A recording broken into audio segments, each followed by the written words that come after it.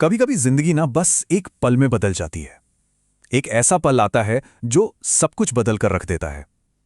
आज हम एक ऐसी ही कहानी को समझने जा रहे हैं जो एक भयानक हादसे से शुरू होती है और एक असाधारण कामयाबी तक पहुंचती है। तो ये लाइन है जहां से ये पूरी कहानी शुरू होती है। एक ऐसा पल जिसे लेखक याद तो नहीं कर सकते, पर उस पल ने उनकी जिंदगी को हमेशा हमेशा के लिए बदल दिया। सवाल ये है कि आखिर उस दिन हुआ क्या था। सोचिए, हाई स्कूल के सोफोमोर ईयर का आखिरी दिन था और एक क्लासमेट के हाथ से बेसबॉल बैट फिसल गया। वो पूरी ताकत से हवा में घूमा और सीधा लेखक की आंखों के बीच आकर लगा। टक्कर इतनी जबरदस्त थी कि नाक टूट गई, खोपड़ी में कई जगह फ्रैक्चर हो गए और दोनों आंखों के सॉकेट वो तो चकनाचूर हो गए। इस चोट की वजह से उनका दिमाग सिर के अंदरूनी हिस्से से टकराया और उसमें फौरन सूजन आने लगी। सिचुएशन इतनी ज्यादा सीरियस हो गई कि दिमाग में सूजन खतरनाक लेवल पर पहुंच गई। शरीर के जो बेसिक फंक्शन होते हैं वो बंद होने लगे। यहां तक कि सांस भी रुक गई। जान बचाने के लिए डॉक्टरों के पास उन्हें मेडिकली इंड्यूस्ड कोमा में रखने के अलावा और कोई चारा नहीं था। तो चलिए अब इस कहानी के पहले हिस्से को थोड़ा और गहराई से समझते हैं, जो उस जानलेवा चोट और उसके फौरन बाद हुए नतीजों पर फोकस करता है।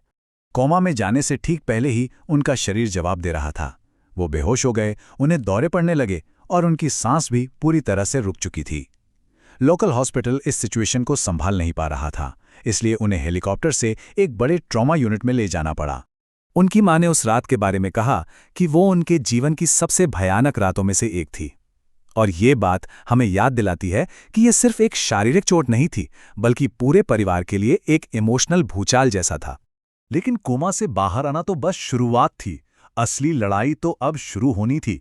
ठीक होने का एक बहुत लंबा और मुश्किलों से भरा सफर। रिकवरी का रास्ता चुनौतियों से भरा हुआ था। उनकी सूंघने की शक्ति चली गई थी, एक आंख सॉकेट से बाहर निकल आई थी और हफ्तों तक उन्हें हर चीज दोहरी दिखाई देती थी। कार चलाने में उन्हें 8 महीने लग गए और उन्हें सीधी लाइन में चलने जैसी मामूली चीजों की भी दोबारा प्रैक्टिस करनी पड़ी। इन सभी मुश्किलों के बीच बस एक ही सपना था जो उन्हें हिम्मत दे रहा था, बेसबॉल के मैदान पर वापसी। बेसबॉल उनके लिए सिर्फ एक खेल नहीं था, वो उनका जुनून था, उनकी पहचान थी। लेकिन हकीकत और सपनों में जमीन आसमान का फर्क था। जब वो 1 साल बाद मैदान पर लौटे तो उन्हें स्कूल की वर्सिटी टीम से निकाल दिया गया।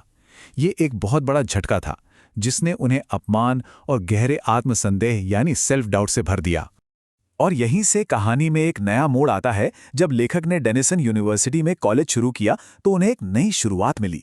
ये वो जगह थी जहां उन्होंने पहली बार छोटी छोटी आदतों की असली ताकत को समझा। कॉलेज उनके लिए एक बिल्कुल नई शुरुआत जैसा था।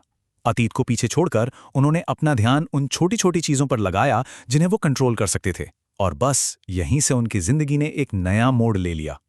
उन्होंने बहुत छोटी, मामूली सी लगने वाली आदतें अपनाई, जैसे हर रात जल्दी सोना, अपना कमरा साफ सुथरा रखना, पढ़ाई की आदतें सुधारना और हफ्ते में कई बार वेटलिफ्टिंग करना।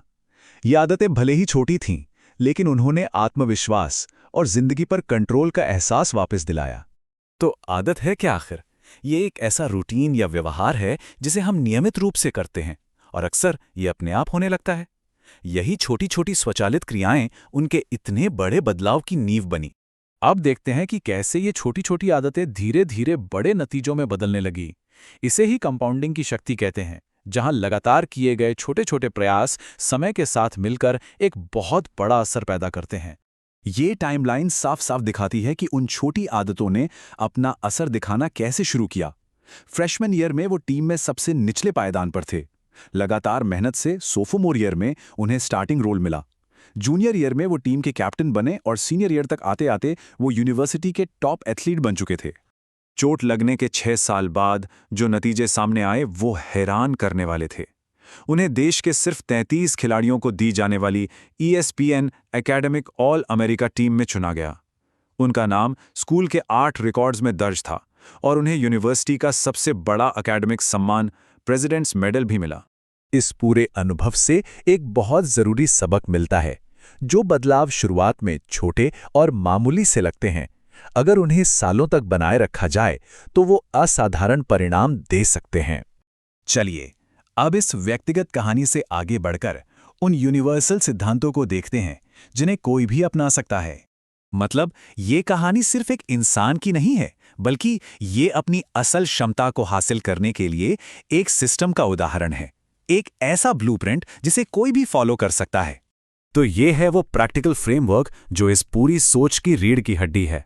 आदतों का 4 चरणीय मॉडल। पहला है संकेत यानी क्यू, जैसे सुबह आपका अलार्म बजना। दूसरा है इच्छा यानी कॉफी पीने की इच्छा होना। तीसरा है प्रतिक्रिया यानी रिस्पॉन्स, यानी आप उठकर कॉफी बनाते हैं। और चौथा है पुरस्कार यानी कॉफी पीने से मिलने वाली ताजगी। यही पुरस्कार आपके दिमाग को इस लूप को भविष्य में दोहराने के लिए प्रोत्साहित करता है। तो अंत में ये एक सोचने वाला सवाल है, ऐसा कौन सा छोटा बदलाव है जिसे अगर लगातार किया जाए तो वो समय के साथ असाधारण नतीजे दे सकता है? इस पर विचार करें।